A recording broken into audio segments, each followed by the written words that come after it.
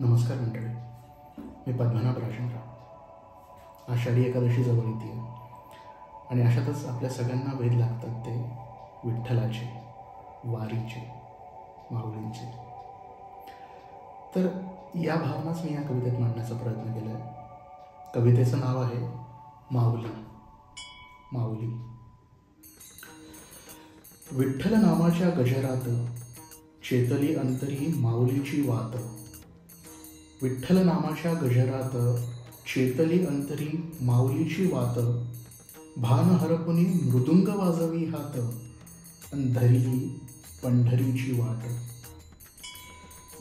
सगळ्या सोयऱ्यांची साथ लाभली, ऊन वारा तर कधी सर बरसली.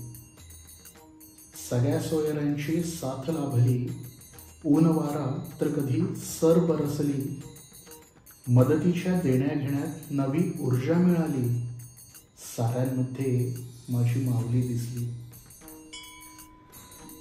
स्वतःला विसरून वारीचं पोट भरणारे माऊली, काहीही न मागणारे तरी सार लाभणारे माऊली. वय विसरूनी अनवाणी चालणारे माऊली, टाळ चिपळ्यांनी रिंगण करणारे माऊली. विठ्ठल नामात मुक्त नाचणारे माऊली, विठ्ठल रंगात रंगोली जाणारे माऊली. आपल्याला एकरूप करणारे माऊली, अन गवसली मजला माझ्यातली माऊली. पावलागणिक सरणारं माऊलींचं अंतर माझ्यातल्या मीलाही दूर नेत होते. पावलागणिक सरणारं माऊलींचं अंतर माझ्यातल्या मीलाही दूर नेत होते. पावसासोबत वाहणारे माझे अश्रू माऊलींसाठी मन रिते करत होते. मंदिराचं दर्शन म्हणजे कळसातून लाभणारी शक्ती, संतांच्या पायरीतली भक्ती. माऊलीचं दर्शन देणारं मुक्ती.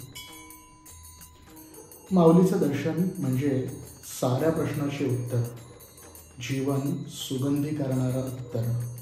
वसंताहूनही लाभलेला ऋतू बेहत्तर.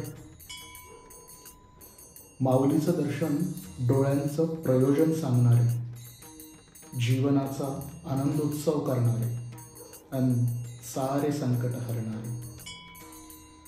माऊलीचं दर्शन ही अनुभूती, आयुष्याचं चंदन करणारी, जीवनाची दोरी जगण्याशी बांधणारी, जीवनास सार्थकता देणारी. माऊली म्हणजे जीवनाची श्रीमंती. माऊली सर्वत्र, आदी असो वा अंती. माऊली म्हणजे जीवनाची श्रीमंती. माऊली सर्वत्र, आदी असो वा अंती.